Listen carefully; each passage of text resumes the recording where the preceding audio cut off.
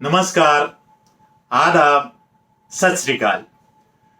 दोस्तों, मैं हूं नजीर और आप देख रहे हैं हमारा कार्यक्रम महापुरुषों की बात नजीर के साथ हमारे YouTube चैनल नजीर कुरैशी पर। दोस्तों, हम अपने इस कार्यक्रम में विशेष रूप से बात करते हैं उन योद्धाओं की जिन्होंने जंग आजादी में या भारतीय स्वतंत्रता आंदोलन में हिस्सा लिया, यह देश को गुलामी की जंजीरों से छुड़ाते छुड़ाते अपने प्राणों की, अपनी जानों की आहुति दे डाली, या स्वतंत्रता आंदोलन को एक नई दिशा या कोई विशेष दिशा देने के प्रयास किए या दिए। दोस्तों, आगे बढ़ने से पहले मैं आपसे माफी चाहूंगा। माफी इस बात की कि ये वीडियो हमें एक दिन पहले यानी कि 20 नवंबर को अपलोड करना चाहिए था, किंतु किसी कारणवश हम एक दिन देर हुए, एक दिन की देरी हमें हुई, उसके लिए मैं माफी का तलबगार हूं। और 20 नवंबर इसलिए कि आज जिस योद्धा के बारे में हम बात करने जा रहे हैं उसका जन्म 20 नवंबर 1750 को कर्नाटका में हुआ था। ये योद्धा आगे चलकर शेर ए मैसूर कहलाया। इसके सामने अंग्रेज आने से भी झिझकते थे, बहुत उसकी बहादुरी से घबराते थे। उसकी तलवार के चर्चे इतिहास के पन्नों पर गाहे बगाहे आपको देखने को, पढ़ने को मिल जाएंगे। अंग्रेजों के छक्के उस शेर ने कई बार छुड़ाए।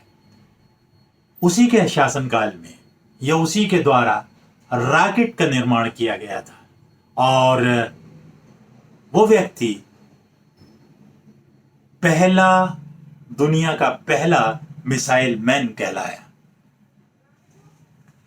उस व्यक्ति का बोला हुआ एक वाक्य, एक कौल, एक वाक्य बहुत मशहूर हुआ, पॉपुलर हुआ, जिसे कुछ इस तरह से बयान किया था कि गीदड़ की तरह बिताई गई, गीदड़ की तरह गुजारी गई 1000 दिनों की जिंदगी के मुकाबले शेर की तरह बिताई हुई एक दिन की जिंदगी बहुत बेहतर है। जब अंग्रेजों ने उस शेर को शहीद कर दिया तो एक उनके कर्नल ने कहा कि आज हमको हिंदुस्तान फतेह करने का रास्ता आसान हो गया। जी हाँ, हम बात कर रहे हैं टीपू सुल्तान की।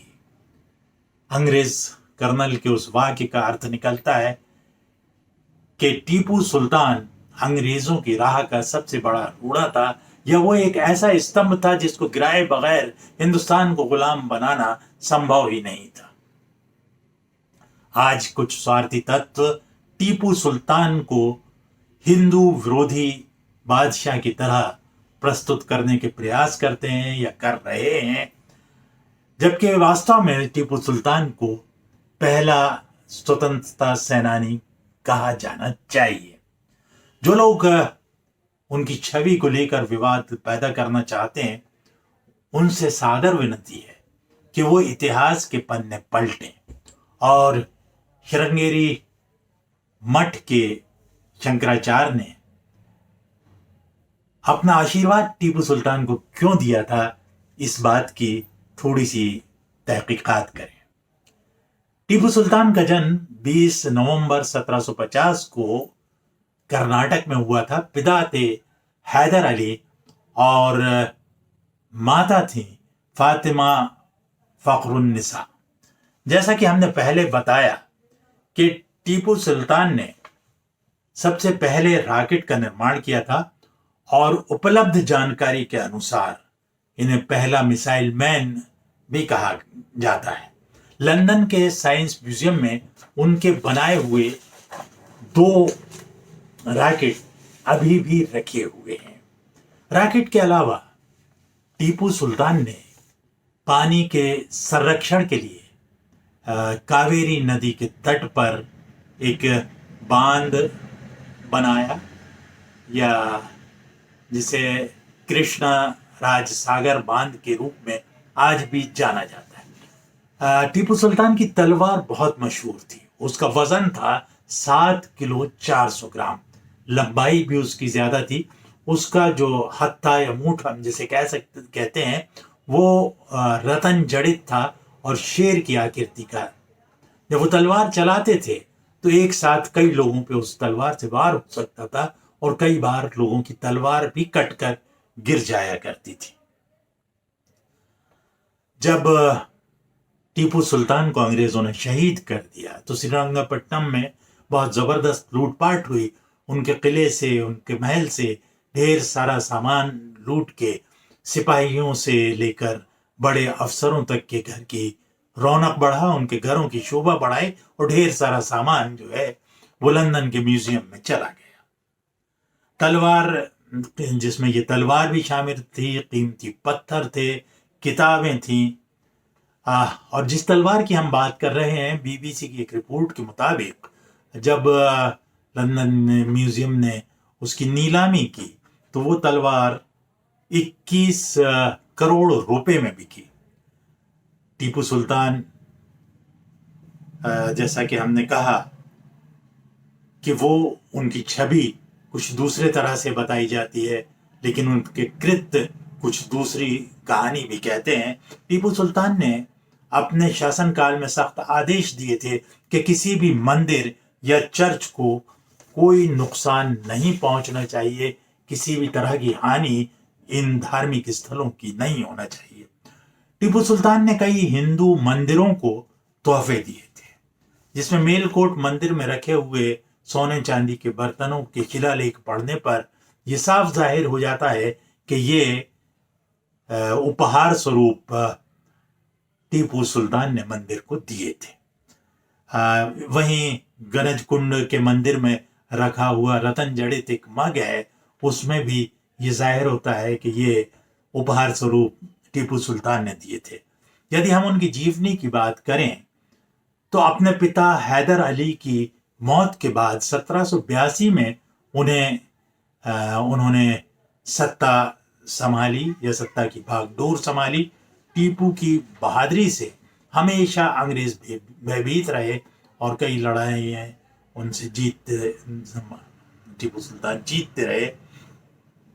उनके टाइम में ही एक पहली शायद उर्दू पत्रिका निकली जो कि फौज में, या जैसे वीकली कहते हैं उस तरह का पत्र कह सकते हैं, कि वो फौज में समाचार देने का काम किया करता था। उनको हिंदू विरोधी करार देने वाले 1791 में श्री गंगा तट के जगत गुरु को उनके द्वारा लिखे गए 30 पत्र भी पढ़ने का प्रयास करें, जो कि भारतीय पुरातत्व विभाग के संरक्षण में है।